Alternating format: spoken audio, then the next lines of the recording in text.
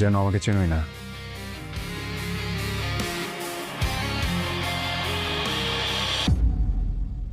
She is my ex. তোমার x present না, ওকে? ও, তার মানে তুই সবকিছু জেনে শুনে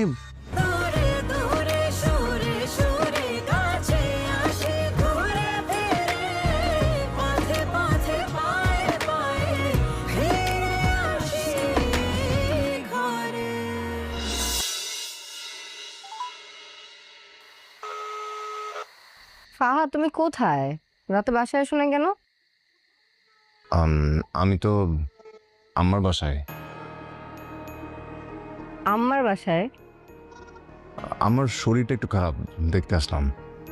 ও, আমাকে বলোনি কেন? আমিও যেতাম। আমি আসলে তোমাকে বলার সময়টা পাইনি। একটা তো টেক্সট করতে পারতা। তা পারতাম, বাট আমার পাশে ছিলাম তো, তাই মানে খেয়াল করিনি। এখন শরীর কিরকম নয়? হ্যাঁ, এখন একটু বেটার, ঠিকঠাক। ওকে, ঠিক আছে, তোমরা খেয়াল রাখো। কিছু লাগলে আমাকে জানাও, ওকে? হ্যাঁ হ্যাঁ, তা তো জানাবই। রাখি, বাই।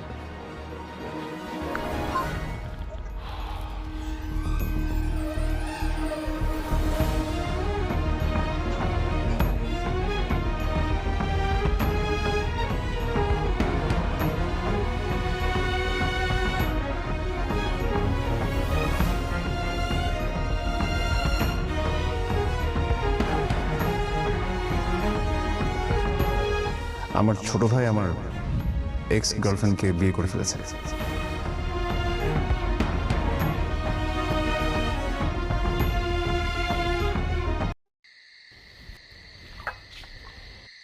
বাবা, আসসালামু আলাইকুম। ওয়ালাইকুম সালাম। আসবো? হ্যাঁ, আসো আসো। চা নিয়ে আসছো? খেয়ে দেখবেন খুব ঠিক ভালো। আছে। অবশ্যই অবশ্যই। কার জন্য চা নিয়ে আসছেন? বাবা বলেছিল তাই। ও, শুধু বাবার জন্য চা আনছেন? আমার চা কই? আমি কি এই বাড়িতে ভাইসা আসছি? আম্মা, আপনার জন্য এখনই চা নিয়ে আসছি আমি। আরে না থাক, আপনার হাতের বিষ আমি খাইতে চাই না। আচ্ছা শুনেন, আপনি কফি বানাইতে পারেন তো? জি। আমার সোনার টুকরা রাজপুত্র ছেলে আসছে, আমার বড় ছেলে। তার জন্য সুন্দর কইরা এক মগ কফি বানায়া তাকে দিয়ে আসেন। মা, কথাটা পছন্দ হইল না? অর্ডার করে ফেলাইলাম, যান। যাও। ওমা, দাঁড়ায় আছে কেন? এ কি? ওরে বাবা,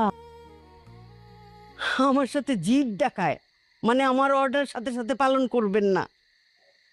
আরে বাবা, একটু মিষ্টি করে কথা তো বলতে পারো। না, পারি না। দেখি আপনার জন্য কি বানাইছে, কি মধুর চা, দেখি। উম, এটা চা না আর কিছু। আচ্ছা ঠিক আছে, মাঝে মাঝে বিষও খাইয়া হজম করতে হয়, খাই ফেলাই আমি। আঙ্গুর ফল খাইতে না পারলে টকি লাগে।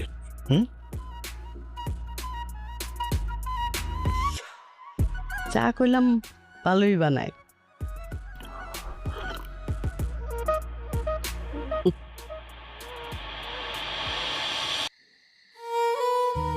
আপনার কফি আম্মা দিতে বলছে।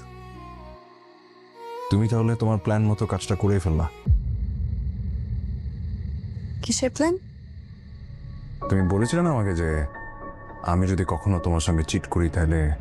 বাই এনি চান্স তুমি যদি কোনোদিন ফিল করো যে তুমি আমার সাথে চিট করবা, আর আমি ওই শোকে মারা যাওয়া তো অনেক দূরের কথা, আমি তোমার সাথে রিভেঞ্জ নিতাম। আমি দেখতাম যে তুমি কিভাবে সুখে শান্তিতে সংসার করো, আমি এটা শেষ পরিণতিটা দেখতাম, এবং তোমার লাইফটাকে আমি একদম তেজপাতা বানায় তারপর ছাড়তাম। এত সহজে আমি সবকিছু মেনে নিতাম না। আপনি তাহলে স্বীকার করলেন আপনি আমার সাথে চিট করছেন? না, আমি স্বীকার করছি না। কারণ এরিন, আমি তোমার সঙ্গে কোনো চিট করে নিও, কিন্তু তুমি ঠিকই রিভেঞ্জটা নিয়ে নিয়েছো।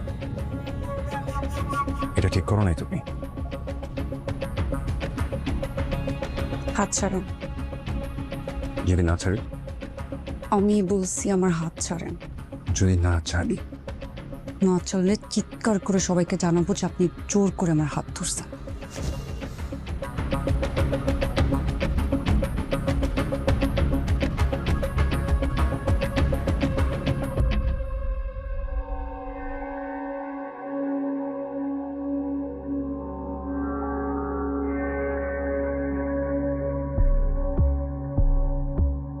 আপনার ভাইয়ের সাথে আমার 3.5 বছরের রিলেশন ছিল।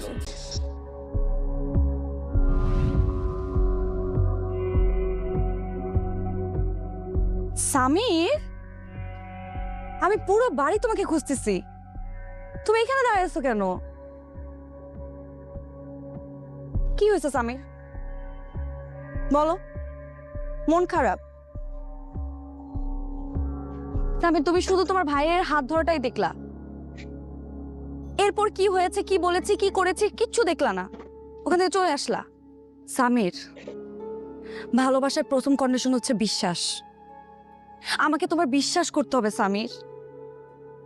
পৃথিবীর আর যে কেউ যা ইচ্ছা ভাবুক না কেন, কিন্তু তোমার তো আমাকে বিশ্বাস করতে হবে, তাই না?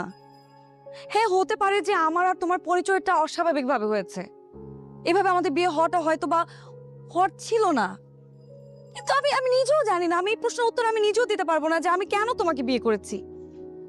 আমার নিজের কাছে সেই উত্তরটাও নেই। আমি পৃথিবীর কারোর কাছে জিজ্ঞেস করে পাবো না মনে হয় এটার উত্তর। আমি তোমার সম্পর্কে কিছুই জানতাম না, তারপর আমি বিয়ে করছি। একটা কথা কি জানো, জন্ম, মৃত্যু, বিয়ে এগুলো ভাগ্যে থাকে। আমরা যতই চেষ্টা করি না কেন, যত কিছুই করি না কেন, আমাদের ভাগ্যে যেটা আছে না সেটাই হবে। তুমি আমার ভাগ্যে ছিলা স্বামী, না হলে এভাবে কেন আমার সাথে তোমার পরিচয় হবে? আমি তো তোমার সম্পর্কে কিছুই জানতাম না, হুট করে তুমি আসলে আর আমি তোমাকে বিয়ে করে ফেললাম। হ্যাঁ, এটা সত্যি যে ওই সময় আমার আর করার মতো কিছু ছিল না, দেয়ালে পিঠ থেকে গেছিল। সৎ বাবা অন্য একটা মানুষের সাথে আমার বিয়ে ঠিক করেছে, যে লোকটা আমার থেকে অনেক বড়। তাকে বিয়ে করতে হবে আর না হয় আমার কোনো অপশনই নাই। মাত্র তোমার ভাইকে ছাড়া আমি কিচ্ছু বুঝতাম না। সে ভাই আমাকে ঠকিয়েছে, খুব বাজেভাবে ঠকিয়েছে। আমি শুধু তোমাকে দেখেছি, তুমি আমার কাছে হাত বাড়িয়ে দিয়েছো। দেখো সামির, আমি তোমাকে ঠকাই নাই, আমি তোকে জীবনে ঠকাতে পারবো না সামির। আমার ভাগ্যে তুমিই ছিলা, তুমিই আসছো। যত কিছু হয়ে যাক, আমি তোকে ছাড়া অন্য কোথাও যাবো না সামির, আমাকে তোমার বিশ্বাস করতে হবে।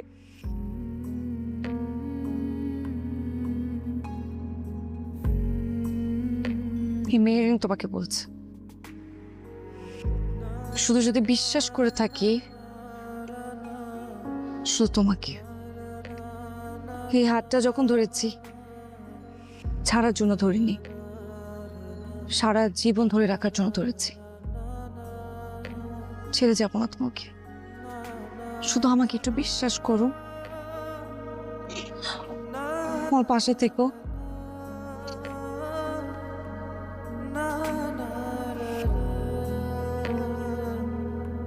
মাছ করে দাও।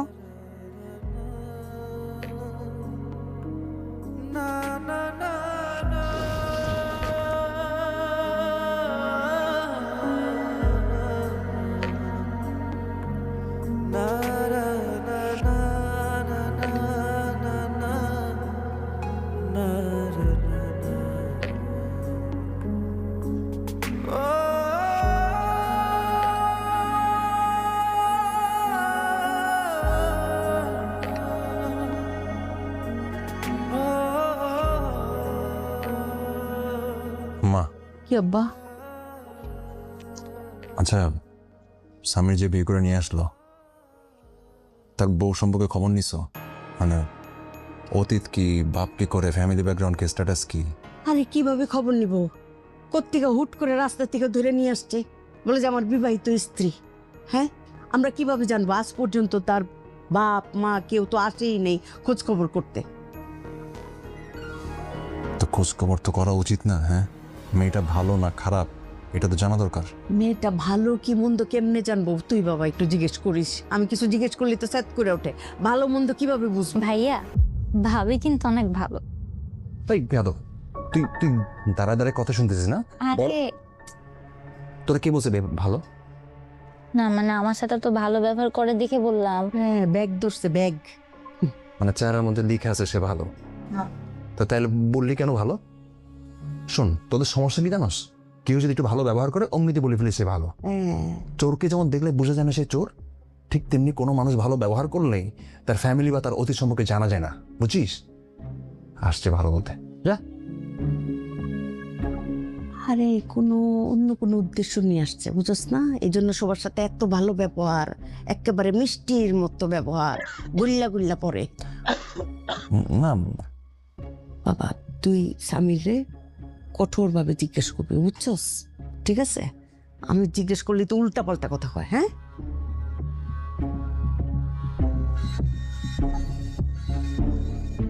আব্বা মা জানে? যাও জানো জানো, আমার তো কোনো প্রবলেম নাই। তারা দেখুক, তোমার আসল চেহারাটা দেখুক।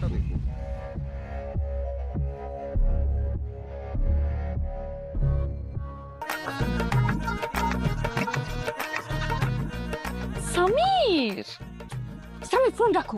কি এগুলা?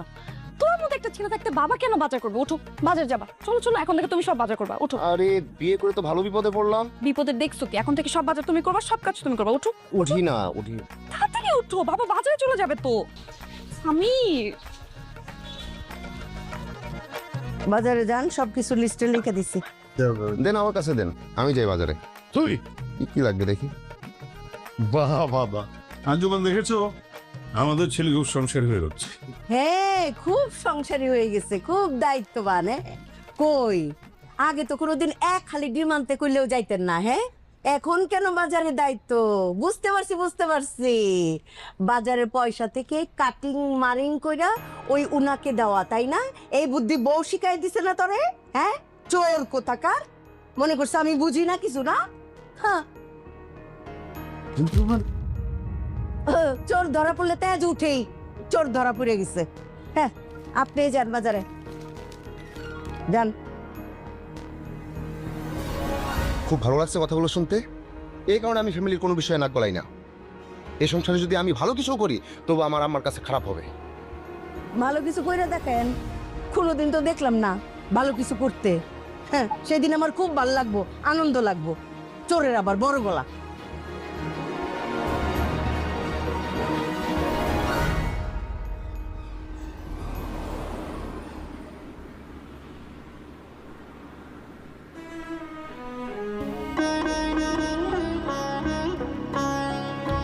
সরি।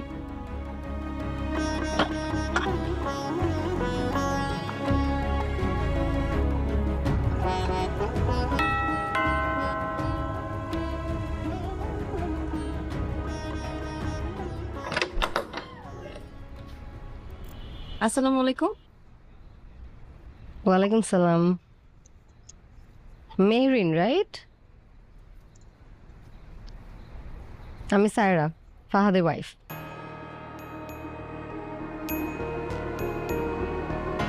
তুমি ফাহাদের এক্স, তাই না?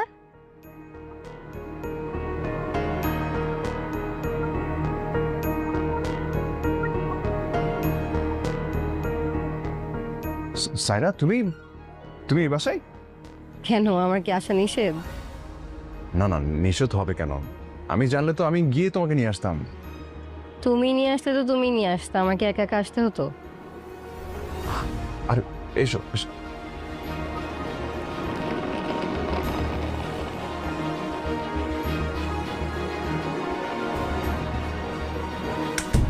কে আসছে রে ফাতিমা? আম্মা, সায়রা তোমাদের বৌমা। আসসালামু আলাইকুম। ওয়ালাইকুম আসসালাম। মা তুমি তোমার দেখার জন্য আমি বুঝাইতে পারতেছি না। মাশাল্লাহ, রাজকুমারী আমার ঘরে আসছে।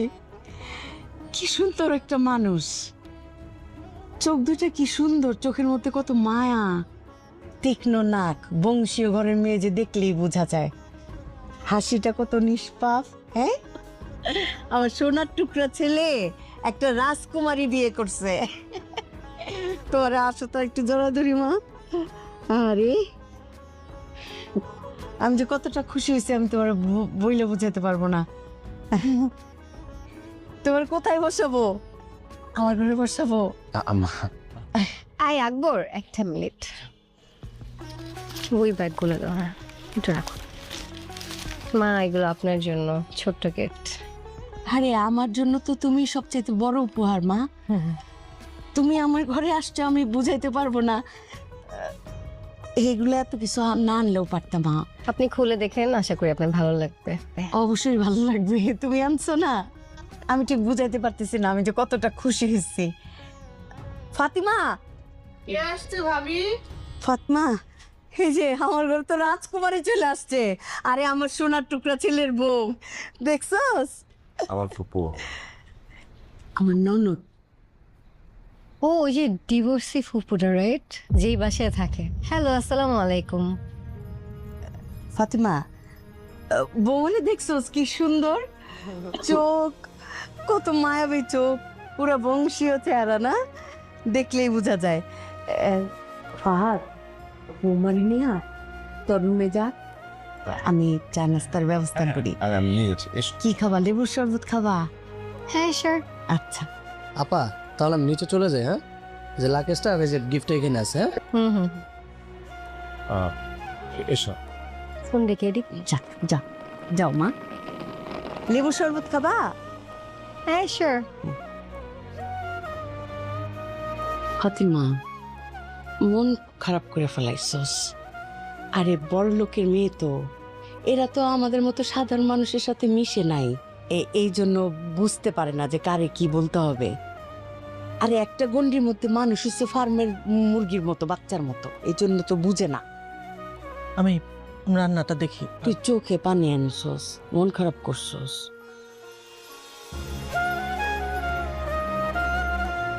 কষ্ট পাইছে।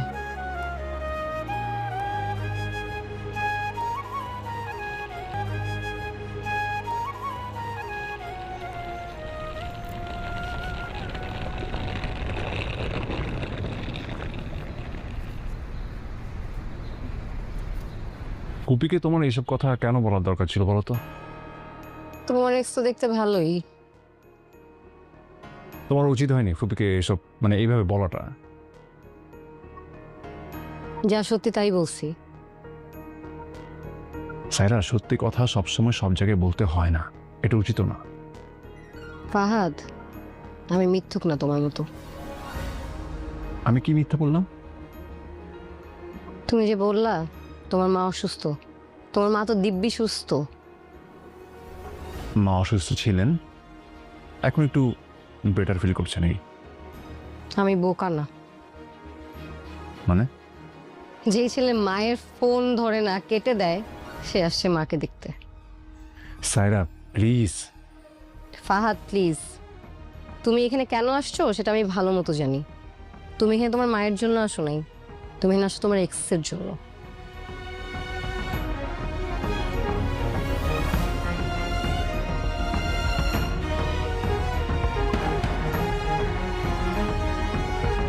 তুমি এখানে কেন আসছো সেটা আমি ভালো মতো জানি।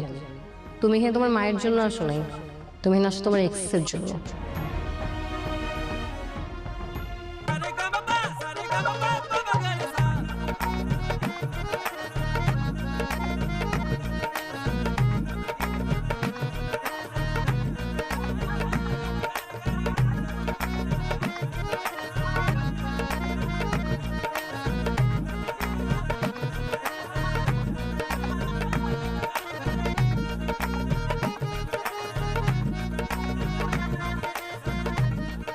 এই যে ছোট নবাবের বউ, নবাবজাদি, বাসায় আমার বৌমা আসছে।